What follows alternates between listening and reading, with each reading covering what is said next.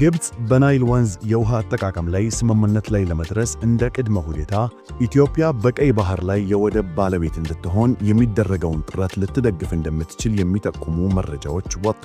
ካይሮ ይህን አዲስ አቋም ያሳየችው የህዳሴ ግድብ ግንባታ መተናገቁን ተከትሎ በውሃው ድርድር ላይ አዲስ ምዕራፍ ለመክፈት በማለም እንደሆነ ተነግሯል። የግብጽ ከፍተኛ ባለስልጣናት እንደገለጹት ኢትዮጵያ በህዳሴ ግድቡ የውሃ አሞላላልና አጠቃቀም ላይ ከግብጽና ከሱዳን ጋር ህጋዊ አስገዳጅነት ያለው ስምምነት ላይ ለመድረስ ፈቃደኛ ከሆነች ግብጽ ኢትዮጵያ በቀይ ባህር ላይ የወደብ ባለቤት እንድትሆን የሚደረገውን ጥረት እንደማትቃወም ገልጸዋል። ግብጽ ቀደም ሲል ኢትዮጵያ ከሶማሊላንድ ጋር የተፈራረመችውን የመግባቢያ ሰነድ አጥብቃ ስትቃወም ቆይታለች።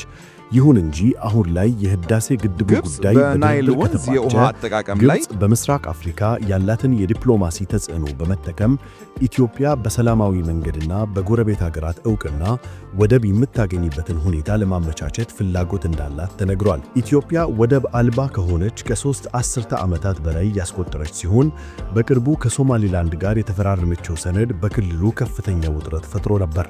ግብጽ በበኩሏ ከሶማሊያ ከኤርትራና ከጅቡቲ ጋር ወታደራዊና የኢኮኖሚ ትብብሮችን በማጠናከር ኢትዮጵያን ለማግለል ስትሞክር ቆይታለች።